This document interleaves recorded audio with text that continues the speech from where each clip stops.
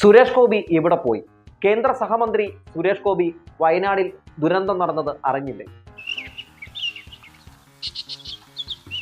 ഇത്തരത്തിൽ പ്രതിഷേധങ്ങൾ ഉയരുമ്പോഴും സുരേഷ് ഗോപി വയനാടിലേക്ക് തിരിഞ്ഞുപോലും നോക്കുന്നില്ല എന്നത് എടുത്തു പറയാതെ വയ്യ.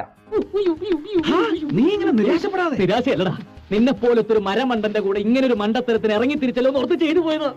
ഇതൊരു ദേശീയ ദുരന്തമായി പ്രഖ്യാപിക്കണം എന്ന ആവശ്യങ്ങൾ ഉയരുകയാണ്.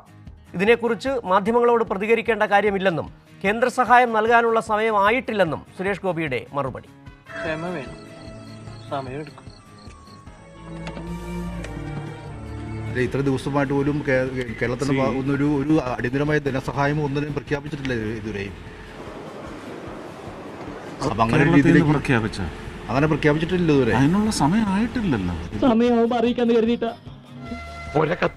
വാഴ വെട്ടണം കേട്ടോ. സ്റ്റേറ്റ് ആവശ്യപ്പെടട്ടെ.